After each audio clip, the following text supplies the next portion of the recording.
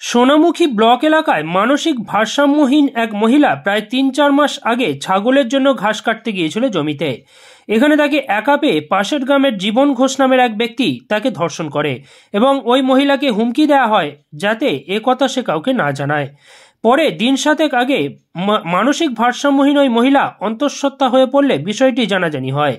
এরপর পরিবারের লোকজন অভিযুক্ত জীবন ঘোষের কাছে বিষয়টি জানতে চাইলে ডিএনএ টেস্ট করার নাম করে তাকে সোনামুখী নিয়ে গিয়ে একটি ভ্রূণ হত্যার ওষুধ খাইয়ে দেয়।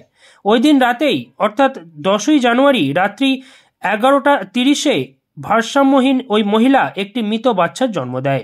তখন অভিযুক্তকে তাদের বাড়িতে ডাকা হলে অভিযুক্ত সেই বাচ্চাটি নিয়ে অন্যত্র চলে যায়। ধর্ষিতা মহিলার পরিবারের দাবি, লোকলজ্জার ভয়ে তারা থানায় লিখিত অভিযোগ করেনি। তবে এত ঘটনার পর গতকাল সোনামুখী থানায় একটি লিখিত অভিযোগ দায়ের করে। ঘটনার পরিপ্রেক্ষিতে তদন্তে নামে সোনামুখী থানার পুলিশ। এরপর অভিযুক্ত জীবন ঘোষকে গ্রেপ্তার করে পুলিশ। আজ অভিযুক্তকে তোলা হয় বিষ্ণুপুর মহকুমা আদালতে। আরামবাগ টাইমসের রিপোর্ট। আমি গরিব মানুষ স্যার, আমার মেয়ে, আমি বাইরে বাইরে কাজ করতে চলে যাই, মুনিশ টুনিশ খেতে খাই। আমার মেয়ে আপনার খেপা মানুষ, ঘরে থাকে, ওই ছাগল আছে, দুটি ঘাস ফাস আনতে যায়, দিয়ে ওকে কি রেপ করিল নাকি আমি হয়তো আজ। তারপর আমার মেয়ে প্রেগনেন্ট হয়ে যায়, আমরা বুঝতে পারি নাই কো।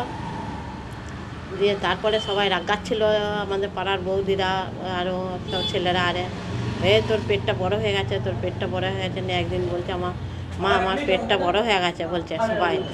আমি বলছি দেখি না, খুলে দেখছি না, হ্যাঁ সত্যি তো। দিয়ে আমার বৌমা লাইকেশন হবে বলে একটা পেচ্ছাপ পরীক্ষার জিনিসে নিল, দিয়ে সেই পেচ্ছাপটা ওরা ধরলে বৌমারা, দিয়ে বৌমা ধরার পর দেখলে না দুটো দাগ উঠে গেল, সত্যি প্রেগনেন্ট হয়ে গেছে। ওই যে ওই ছেলেটা গেল, ওই ছেলেটা, ওর নাম জীবন ঘোষ। ও তো 1 লাখের বল যাচ্ছে, ওই জীবন ঘোষ। দিয়ে তারপরে আমি একটা ডাক্তারের কাছে, গ্রামে হোমিওপ্যাথি ডাক্তারের কাছে নিয়ে গেলাম, বললে যে হ্যাঁ পড়ার পর আমি, ও বললে তাহলে কে বটে নেই, তখন ওর নাম করলে, ওর কাছকে গেলাম না, ও কিছুতেই হচ্ছিল না, একদম মত হচ্ছিল না। মত না হওয়ার পর আমি আপনার লোকজনকে জানালাম, লোকজনের কাছে তখন ও নিজেই ডাক্তারখানাকে নিয়ে এলো, কি খাইয়ে একটা ওষুধ খাইয়ে দেওয়ার পর আপনার ওইটা রাতের মধ্যে হয়ে গেল। দিয়ে তারপর আমি পাড়াতে ছেলেদের সাথে বলিলাম, ছেলেরা ওই মিটিং টিটিং করছিল, মিটিং টিটিং করার পর বলছে দাঁড়াও ওই পরবটা চুকে যাক, তারপরে এটা নেবো। নিয়ে আমরা কালকে এসে সোনামুখী থানায় জানাইছে, সোনামুখী থানা থেকে ওটা 4-5 মাস আগে হবে। আমরা জানি না তো, জানলে তো তাহলে তো তখন সঙ্গে সঙ্গে করে দিতাম। ও তো ভয়ে বলে নাই বলছে, আমরা শুধুচ্ছি বলছে ভয়ে। আমি বলি না কেন আমাদেরকে, আমরা তো তাহলে তো ডাক্তার ফাক্তার দেখিয়ে কেউ এসে করিয়ে বলে দিতাম না। বলছে না, আমাকে বলতে বারণ করিল, ভয়ে বলি নাই। হ্যাঁ পাড়ারই বটে আর কি, নিজের পাড়ার নয়, ও ঘোষ দে মানে, হ্যাঁ পাশের পাড়া। আপনি কোনটা বলছেন? কখন জানতে পারলাম?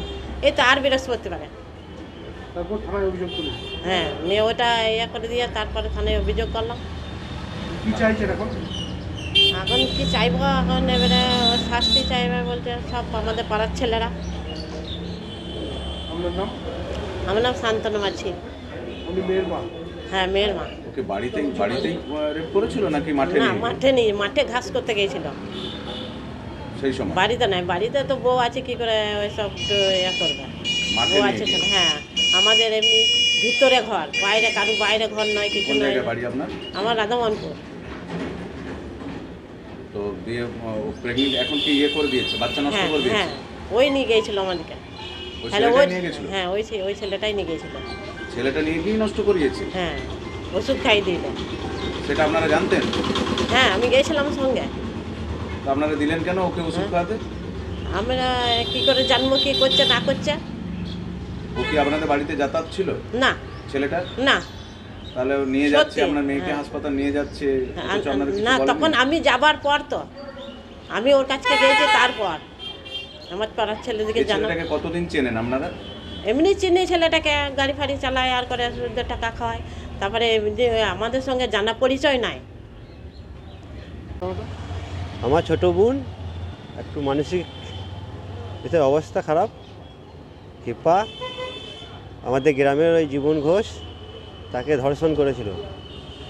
তাকে আমরা যখন জেরা করি, সে জোর করে নিজে ডিএনএ টেস্ট করাবার নাম করে নিয়ে যেয়ে তাকে ইঞ্জেকশন পুশ করেছিল সোনামুখী মিঠুর চেম্বারে।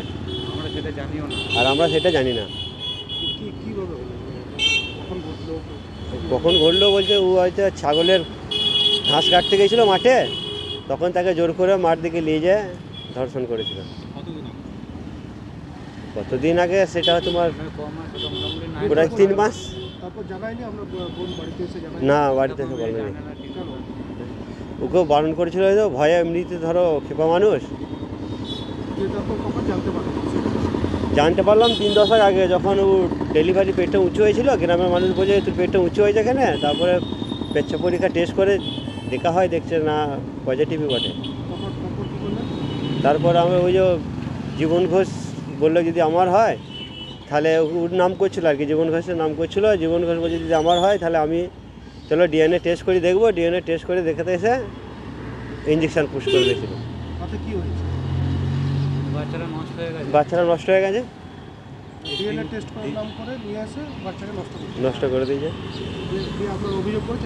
হ্যাঁ, আমরা থানায় অভিযোগ করেছি, গ্রেপ্তারও হয়েছে। এখন সাজা চাইছি, এখন ওর কঠিন সাজা হোক, ফাঁসি হোক দরকার বলে। তাপস মাঝি, বাড়ি থানা সোনামুখী, বাড়ি হচ্ছে উত্তর দিনাজপুর, রাধামোহনপুর অঞ্চল। তন্ত্র মন্ত্র করে দেখি তার ভিতরে তুমি না। তন্ত্রমন্ত্রে আমরা বিশ্বাসী নই, মানব প্রেমে বিশ্বাসী। মানবতার বীজ বপনে 24 থেকে 28 জানুয়ারি আমরা আয়োজন করেছি আন্তর্জাতিক গোসাই পরবের। পঞ্চম বর্ষে তিঘুরির মাঠে পরবে থাকছে এদেশের পাশাপাশি বাংলাদেশ, রাশিয়া, জাপান সহ বহু দেশের বাউল পুকিরা। থাকবে পুরুলিয়ার ছোয়ের মুখোশ থেকে খোয়াইয়ের হাট, হস্তশিল্পের সম্ভার, বাংলাদেশের নকশি কাঁথা, পিঠে ফুলের স্টল। মানুষের মধ্যে ঈশ্বরের অস্তিত্ব খুঁজতে সামিল হন আমাদের সকলের উৎসবে। শাস্ত্র গ্রন্থ পড়ি যত, আরো দূরে সরে যাই, আরো দূরে সরে যাই।